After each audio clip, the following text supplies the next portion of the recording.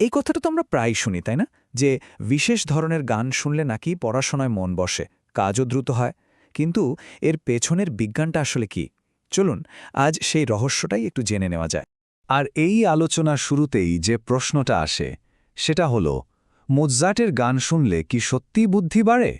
এটাই তো সেই বিখ্যাত মোৎজার্ট এফেক্ট, যা নিয়ে এত কথা হয়। কিন্তু জানেন বিজ্ঞান কি বলছে? আসল উত্তরটা তার চেয়ে অনেক বেশি ব্যক্তিগত। ব্যাপারটা মোটেও এমন নয় যে একটা নির্দিষ্ট গান শুনলেই সবার মনোযোগ বেড়ে যাবে। আচ্ছা, তাহলে চলুন একটু গভীরে যাই। ১৯৯৩ সালে একটা গবেষণা হয়েছিল যাকে বলা হয় মোৎজার্ট এফেক্ট স্টাডি। সেখানে দেখা যায় মোৎজার্টের গান শোনার পর ছাত্রদের স্পেশিয়াল রিজনিংয়ের স্কোর কিছুক্ষণের জন্য বেড়ে যায়। কিন্তু মজার ব্যাপার হলো, পরে যখন আরও অনেকে এই গবেষণাটা করার চেষ্টা করেন, তারা কিন্তু একই ফল পাননি। এই অসামঞ্জস্যই বিজ্ঞানীদের একটা নতুন থিওরির দিকে নিয়ে যায়। আর সেই নতুন তত্ত্বটাই হল অ্যারাউজাল মুড হাইপোথিসিস। মানে সোজা কথায়, গান সরাসরি আমাদের বুদ্ধি বাড়ায় না, বরং এটা আমাদের আবেগ আর মেজাজকে প্রভাবিত করে। আর সেই আবেগ বা মেজাজটাই পরে আমাদের কাজের পারফরমেন্সকে নিয়ন্ত্রণ করে। তো গান ঠিক কিভাবে আমাদের ব্রেনের উপর কাজ করে?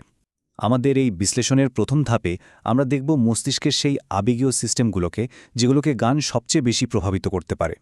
এই হাইপোথিসিস অনুযায়ী গান আমাদের আবেগের দুটো মূল দিককে নাড়া দেয়। একটা হলো অ্যারোজাল, মানে আমাদের শরীরের উত্তেজনা, ধরুন এটা যেন আপনার শরীরের ভলিউম কন্ট্রোল। আর অন্যটা হলো ভ্যালেন্স, মানে আপনার মনের অবস্থা।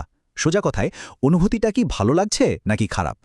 দেখুন, যখন এই দুটো জিনিস মিলে যায় তখন কি দারুণ ব্যাপার হয়।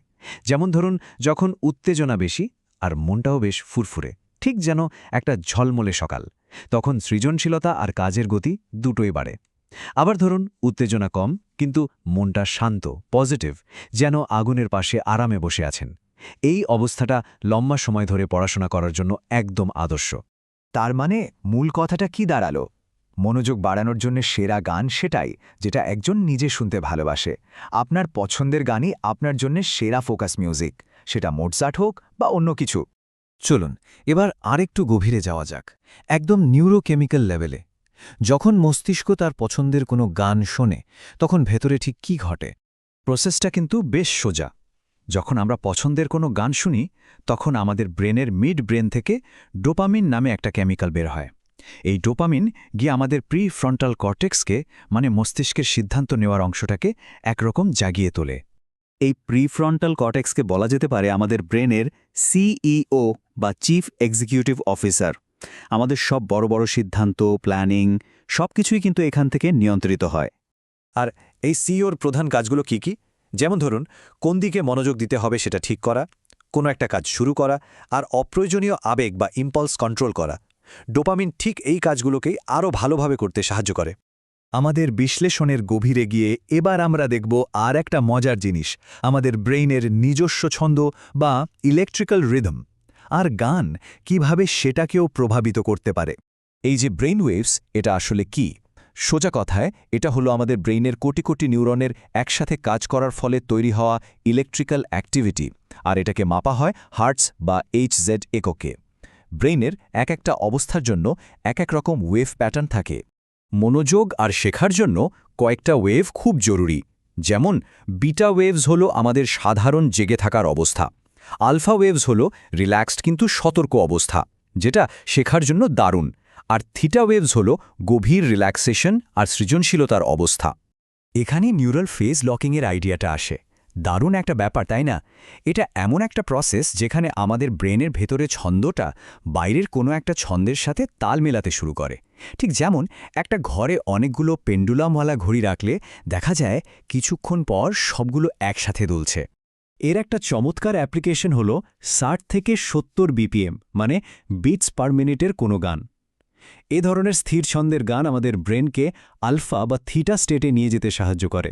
আর এটাই হলো সেই বিখ্যাত ফ্লো স্টেটের ভিত্তি, যখন কোনো কাজে আমরা এতটাই মগ্ন হয়ে যাই যে সময় কিভাবে চলে যায় তার হুঁশ থাকে না। তো ব্রেইনের ভেতরের এত সব ঘুরে আসার পর চলুন এবার দেখি এই জ্ঞানটা আমরা বাস্তবে কিভাবে কাজে লাগাতে পারি, কিভাবে নিজেদের জন্য একটা পারফেক্ট ফোকাস সাউন্ড ট্র্যাক তৈরি করা যায়। তবে এখানে একটা ছোট্ট সমস্যা আছে।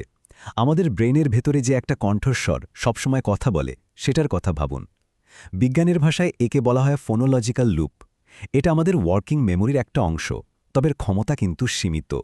ব্যাপারটা একটু খেয়াল করুন, যখন কেউ বই পড়ে তখন সে মনে মনে পড়ার জন্য এই ভেতরের কণ্ঠস্বরটা ব্যবহার করে, আবার যখন লিরিক্স বা কথাওয়ালা কোনো গান শোনে তখনও কিন্তু এই একই কণ্ঠস্বর ব্যবহার হয়। ফলাফল একটা মেন্টাল ট্রাফিক জ্যাম, কারণ আমাদের ব্রেন একই সময়ে দুটো ভাষাগত কাজ করতে গিয়ে সমস্যায় পড়ে, মনোযোগটা তখন ভাগ হয়ে যায়। তাহলে উপায় কি? খুব সহজ, কাজের ধরনের সাথে সাউন্ড ম্যাচ করাতে হবে। যেমন বই পড়ার মতো গভীর মনোযোগের কাজের জন্য সবচেয়ে ভালো হলো নীরবতা অথবা অ্যাম্বিয়েন্ট সাউন্ড, যেমন বৃষ্টির শব্দ। আবার ধরুন ইমেল চেক করার মতো রুটিন কাজের জন্য হালকা ছন্দের গান যেমন লো-ফাই বা ইডিএম বেশ ভালো কাজ করে। আর যখন ব্রেইন স্টর্মিং বা কোনো ক্রিয়েটিভ কাজ করছেন তখন আপনার সবচেয়ে পছন্দের আবেগময় গানটাই সেরা। আর হ্যাঁ, আরেকটা খুব জরুরি কথা, ভলিউমটা কিন্তু একদম কম রাখতে হবে। গানটা যেন ব্যাকগ্রাউন্ডে একটা আবহের মতো থাকে, কনসার্টের মতো মনোযোগ কেড়ে না নেয়। তো এত কিছু জানার পর এখন প্রশ্ন হলো, আপনার নতুন ফোকাস প্লেলিস্টের প্রথম গান কোনটা হতে যাচ্ছে?